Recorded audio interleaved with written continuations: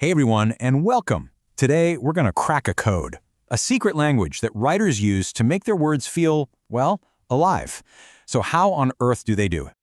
I mean, have you ever really stopped to think about that? How can a bunch of letters on a page make you feel happy or scared or picture an entire fantasy world in your head? It honestly feels like magic, right? But it's not magic, it's a skill, a really cool one. And that's the secret right there, figurative language. It's basically a collection of special tools that authors use to paint pictures, create rhythms, and give their words way more power. You can think of it like their secret toolkit for building amazing stories.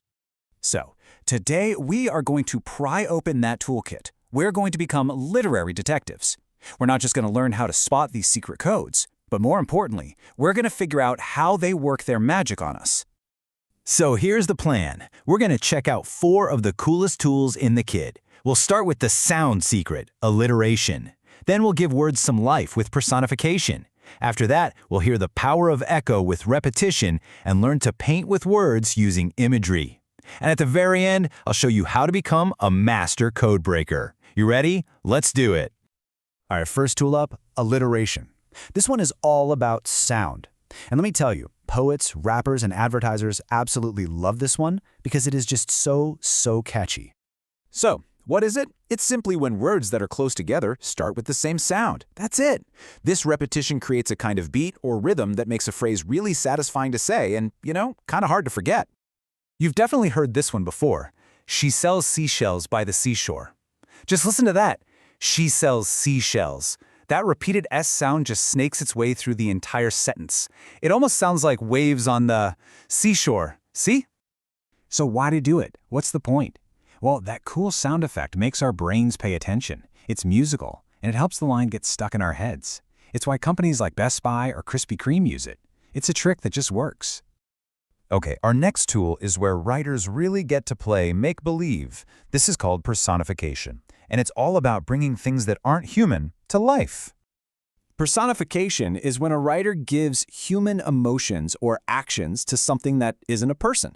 Like when you say the sun is smiling, or the wind is howling, or your phone is refusing to cooperate. You're treating an object like it's a person with its own personality. Here's a perfect example.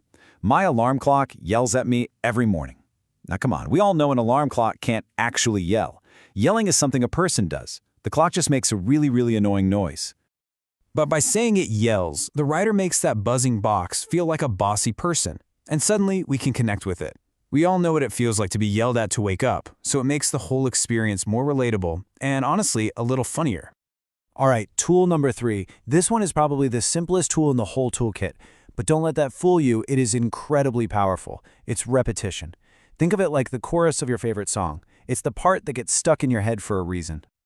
And it's exactly what it sounds like. When a writer really wants to make sure you get an idea, they just say it again, and maybe again.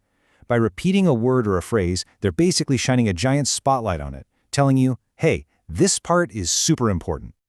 Think about Taylor Swift's song Shake It Off. She doesn't just say, the players are going to play. No, she says they're going to play.